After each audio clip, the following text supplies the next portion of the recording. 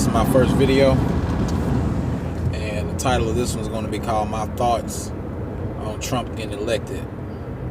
Now, me, I had mixed feelings about it because, at the end of the day, I kind of have a good feeling as to where Donald Trump stands on a lot of issues. And right now, one of the most important things that kind of crosses my mind is the possibility of the stop and frisk be initiated. Now, I don't know how true it is that he could actually do that nationwide, but there's always, a chance that he could possibly do that. And I know what that can mean for a lot to the people of, to what I know it can mean to the people of color, not necessarily just black people, but people of color in general, because they say all Muslims got bombs strapped to their chest, and all black people, especially black men, we thugs, and we are not going to do nothing but sell drugs to our community, etc., etc.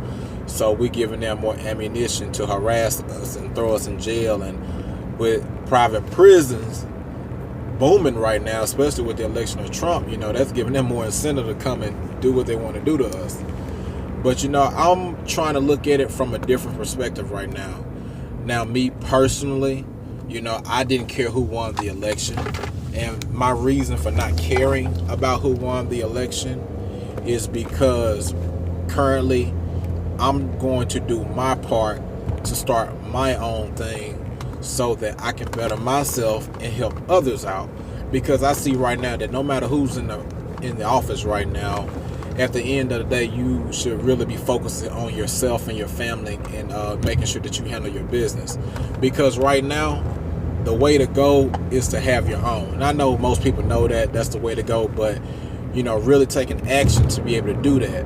And with Trump being in office, I really hope this is a wake-up call to people of color, especially those in the African American community, because we really need to get our stuff together, man. Black men, black women, we have to unite. We have to do something other than complain and just have such a cavalier approach to everything, because right now we're in a powerful position to really just build a strong community. And I don't think that we realize that much as we should. I work in a restaurant, and it breaks my heart that I go in every single day and I see just good, hard, honest working people of color that they just get complacent. It's like they're not really trying to do more than what they're doing right now. When I look at them and I see nothing but kings and queens, and I know that we can do better. I know we can, and when it comes to the restaurant industry, that's something I'm really passionate about. I love cooking. My goal is to continue to become a great chef and really build a strong base for myself so that I can help others out. Because I ran a business for about 4 or 5 months, but unfortunately one of the people that I was partnered with had a really bad gambling problem, and so that really affected the business, helped affect advertisement. The guy had not paid rent in months, and it really hurt how we ran the business. I put my heart into it, and I hate to see it go down like that, but at the end of the day, I accept my responsibility in it, because I know the things that I could have possibly done better to improve it. But at the end of the day, it was a great experience, man. Get my taste of, being a small business owner. And things like that is why I'm not really worried about who's in office.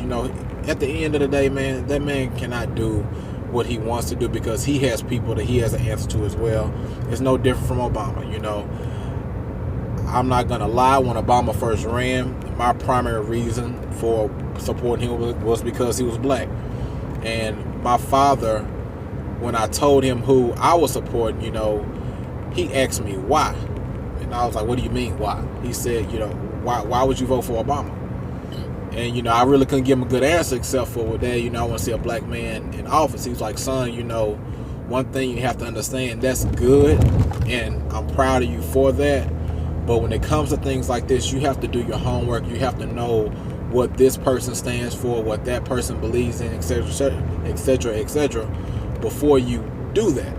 And so I had to sit back like, man, my dad got a really good point right now, because it makes me know better than the white people that don't like us just because we're black, so I had to think outside the box and be like, I do want to see this man in office, and I do want him to make history, but at the end of the day, what does he what does he support? What does he stand for? What does he want to change? And I didn't know. I was just voting for because we were black. And, you know, seeing stuff like that, and then see how, you know, a lot of white people react to Donald Trump being in office. It's like, man, you know, at the end of the day, it seems like we're no better than them because we do the same thing just in reverse, you know.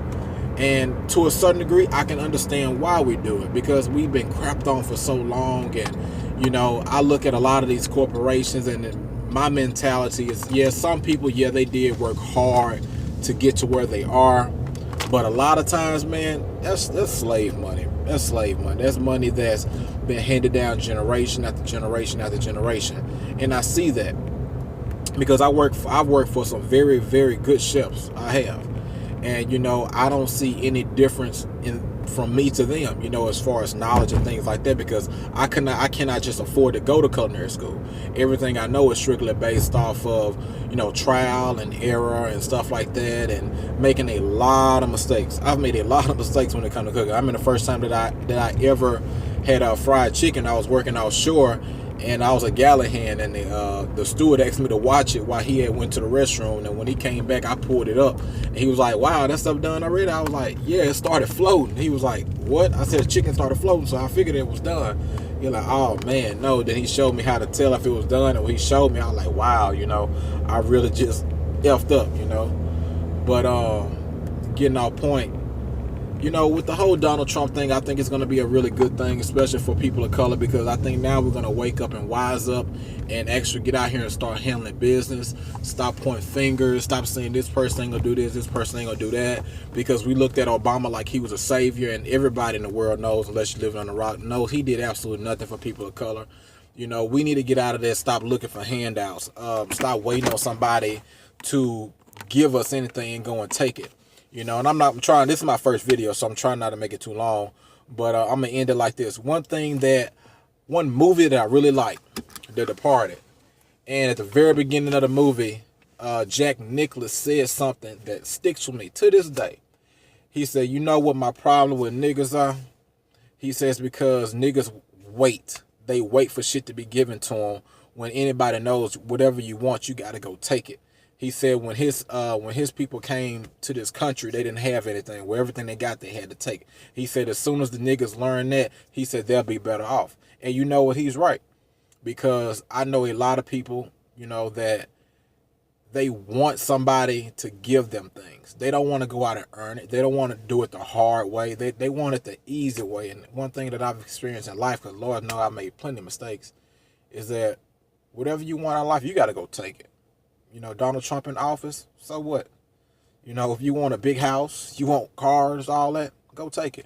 Not illegally or whatnot, but you kind of get the message I'm trying to deliver. You know, but hope you all enjoyed the video. My first one. I will be making more. It's going to be random topics from sports to somewhat politics. I'm not 100% fluent in politics, but I know a little bit, you know, about my belief system. As you see, I sport the Ankh, so, you know, I thoroughly believe that the black woman is God. Not saying that to, you know, gain favor with anybody, but, you know, I've been doing research and studying, and it's helped shape my belief system as to what I believe. And I don't knock anybody for what they believe. You know, my theory is if it makes you a better person, believe it. Christianity, Islam, as long as it's helping you become closer to a creator, I'm all for it. You know, what brings me closer to my creator is believing that, you know, me as a man, I'm put on this earth to take care of the black woman, and making sure that my woman is straight at all points in time. That's my job. And I'm supposed to cherish her and treat her like she is God. And that's what I will always do. You know, but hope you enjoyed the video. I look forward to making many more. All right.